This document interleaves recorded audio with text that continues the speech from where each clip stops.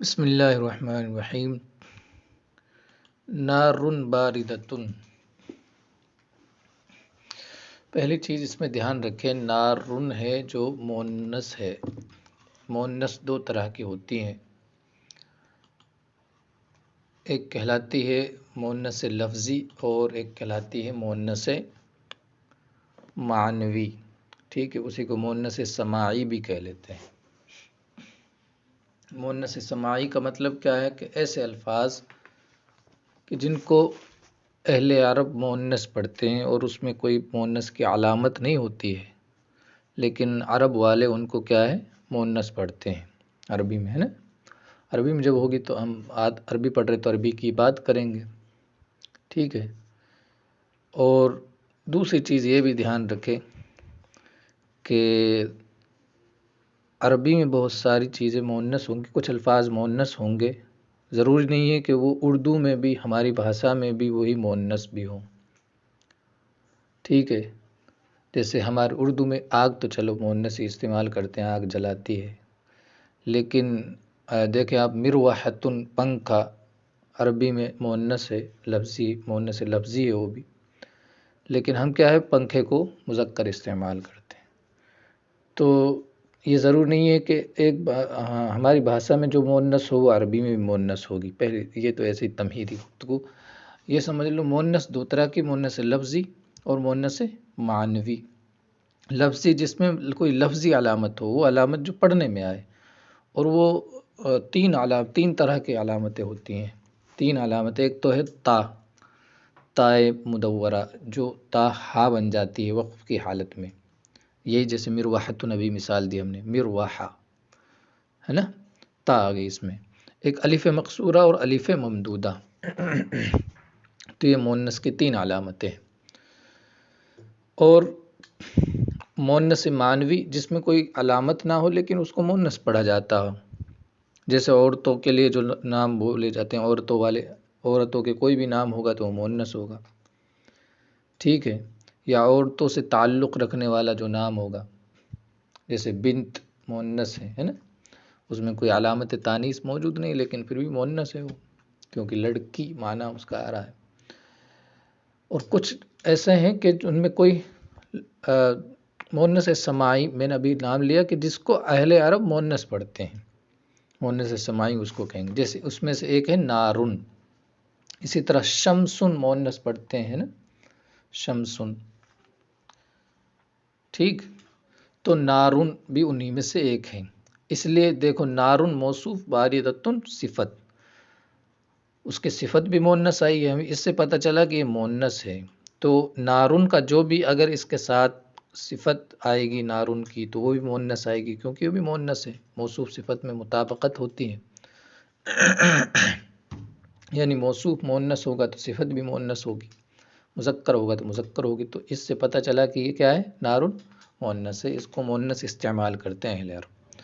اسی طرح اس کے کوئی صیغے آئیں گے، جب فعل والے صیغے تو مؤنث والا صیغہ آئے گا اس کا، نارن کا ہے نا، مؤنث سماعی کا مؤنث والا صیغہ آتا ہے، ٹھیک ہے۔ ابھی دیکھو آگے مثالیں آ جائیں گی اس کی۔ تو نارن باردۃ، ٹھنڈی آگ، نارن باردۃ موصوف صفت والا ترجمہ کریں گے کیا، ٹھنڈی آگ۔ آگے دیکھتے ہیں، حضرت ابراہیم علیہ السلام کا قصہ چل رہا، بہت مشہور ہے کہ حضرت ابراہیم علیہ السلام کے لیے اللہ تعالیٰ نے آگ کو ٹھنڈی کر دیا تھا، یہ ذکر آ رہا ہے، وہی بحث آئے گی اس میں۔ اجتمع الناس وقالوا ماذا نفعل،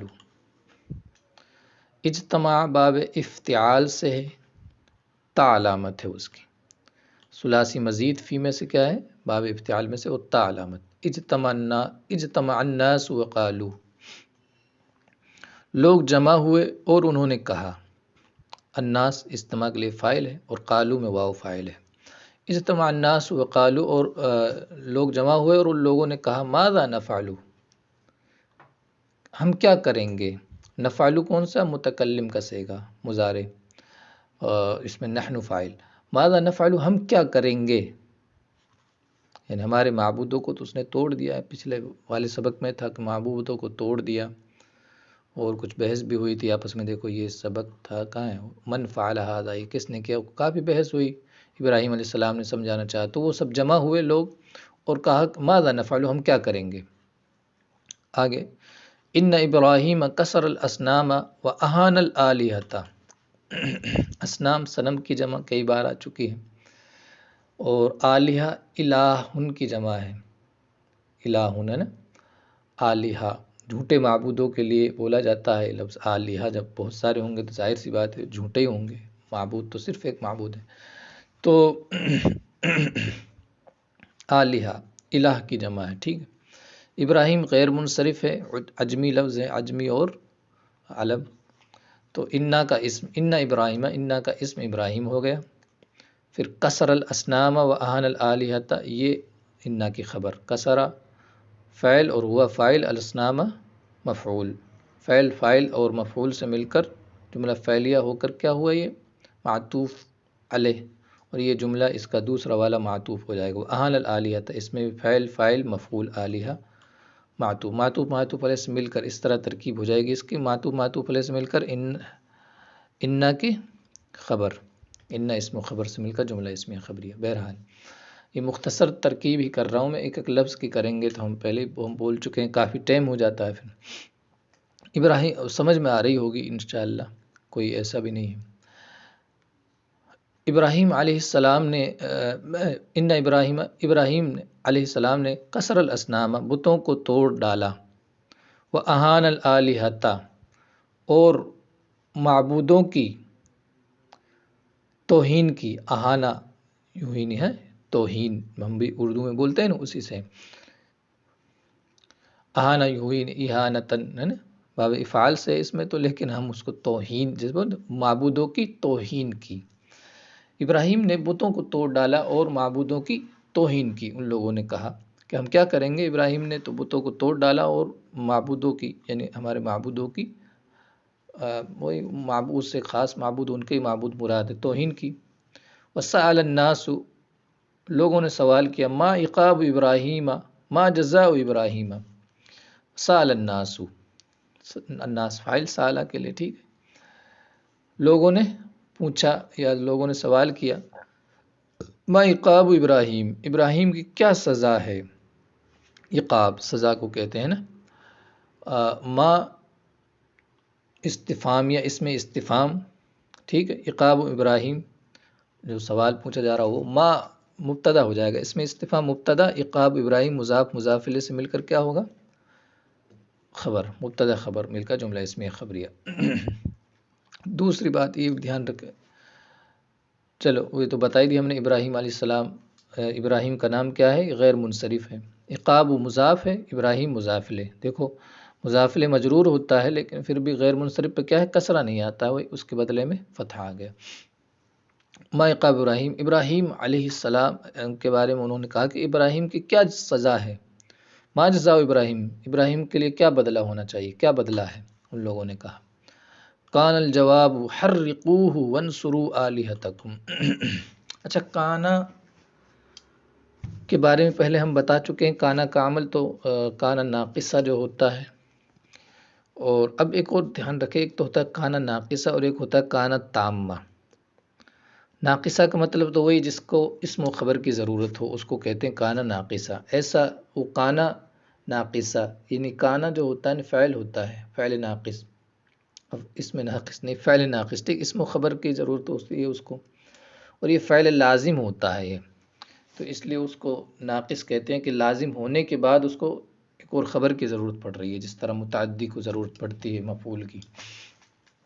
بہرحال ایک کانا ناقصہ تو وہی جس کو اسم و خبر کی ضرورت ہو، اور کانا تامہ تو اس کو اسم و خبر کی ضرورت نہیں ہوتی ہے، وہ فاعل سے پورا ہو جاتا ہے، اس کو کہتے ہیں کانا تامہ۔ تو یہاں یہ جو ہے نا کان الجواب، یہ کانا تامہ ہے، الجواب کانا کا فاعل ہے، ٹھیک، اور آگے ترکیب آسان ہے، حرقوہ میں واو فاعل،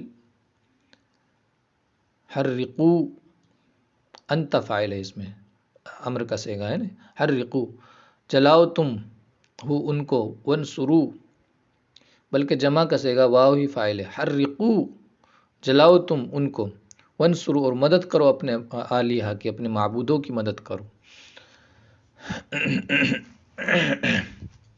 حرقو میں واو فاعل، ہا مفعول جو کدھر لوٹ رہی؟ ابراہیم علیہ السلام کی طرف۔ جلاؤ ان کو، یعنی اس کو جلاؤ ابراہیم کو، وہ انصروا آلیہتکم، اور اپنے معبودوں کی مدد کرو۔ اس میں واو فاعل، آلیہتکم مضاف مضاف الیہ سے مل کر مفعول، ٹھیک ہے۔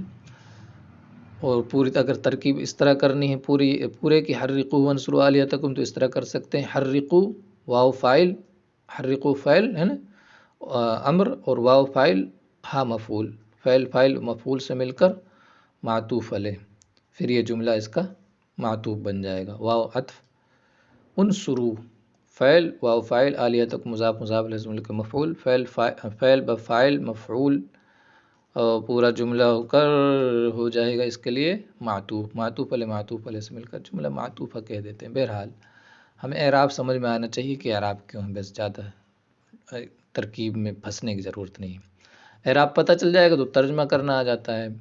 وَهَكَذَا كَانَ، اور ایسا ہی ہوا، جب انہوں نے کہا نا کہ ان کو جلاؤ اور اپنے معبودوں کی مدد کرو، وَهَكَذَا كَانَ، اور ایسا ہی ہوا، ان لوگوں نے کیا کیا، اوقدوا نارا والقوا فیها ابراہیم، اوقد یوقد، اوقد یوقد ایقاد باب فعال سے آگ جلانا، قرآن میں بھی یہ لفظ استعمال ہوا ہے پہلے پارے میں نا، تیسرے صفحے میں۔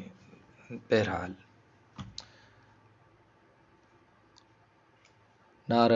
اوقدوا نارا للحرب افتح اللہ، جس طرح کا اوقدوا نارا، انہوں نے آگ کو جلایا، ٹھیک ہے، اور ایسا ہی ہوا۔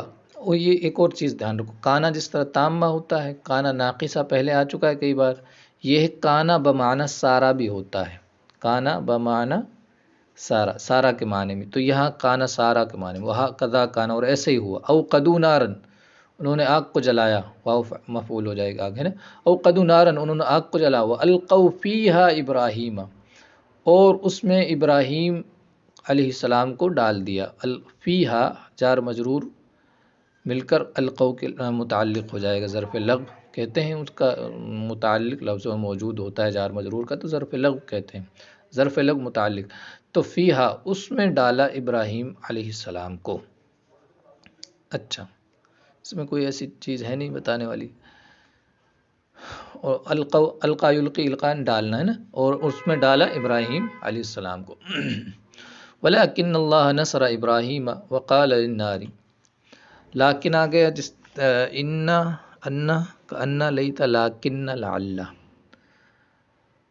ٹھیک، حروف مشبہ بالفعل میں سے، لیکن حروف مشبہ بالفعل کا عمل کیا ہے، اپنے اسم کو نصب دیتے ہیں اور خبر کو رفع، ٹھیک ہے، تو اس میں جلالت، یہ لاکنہ کے لیے اسم ہو جائے گا، نصر ابراہیم یہ خبر، جملہ خبر ہو جائے گا، جملہ نصر ابراہیم، نصر فعل ہوا، فاعل جو لفظ اللہ کی طرف لوٹ رہی، ابراہیم مفعول ہو جائے گا، فعل بفاعل اور مفعول کے ساتھ مل کر پورا جملہ ہو کر خبر ہو جائے گی لاکنہ کے، سمجھ گئے آپ؟ لاکنہ استدراک کے لیے آتا ہے۔ استدراک کا مطلب ہوتا ہے کہ پہلے کے، استدراک کا معنی کیا ہے، پہلے جملے میں، پچھلے جملے میں جو شبہ پیدا ہو اس کو ختم کرنے کے لیے، شبہ کو ختم کرنے کے لیے لاکنہ آتا ہے۔ استدراک کا معنی گزرے ہوئے جملے میں کوئی شبہ تھا اس کو ختم کرنے کے لیے آنا، اس کو ختم کرنا، یہ استدراک کا مطلب۔ جیسے پہلے کیا تھا پچھلے جمعے میں کیا تھا، سوری جملے میں کیا تھا، اوقدوا نارا، انہوں نے آگ جلائی، ابراہیم السلام کو ڈال دیا آگ میں، ٹھیک ہے۔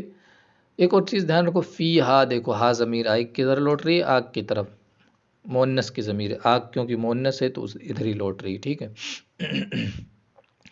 بہرحال اب صبح یہ تھا کہ ابراہیم السلام آگ میں گئے تو جل گئے ہوں گے، تو اس کو دور کر دیا، وَلَكِنَّ اللَّهَ نَصَرَ إِبْرَاهِيمَ، لیکن اللہ نے ابراہیم علیہ السلام کی مدد کی، وقال للنار، اور آگ سے کہا، لا کے بارے میں بتا چکا ہوں میں، قالا کے بعد جب لا آتا ہے تو جس کو کہا جاتا ہے اس پر لا آتا ہے، جیسے قلت لک، میں نے تم سے کہا، ٹھیک ہے۔ وقال للنار، اور آگ سے کہا، کس نے کہا، اللہ تعالیٰ نے، قال ہوا ضمیر اللہ کی طرف، اور آگ سے اللہ نے کہا، یا نار کونی بردا وسلاما علی ابراہیم، یہ قرآن مقدس کی آیت ہے۔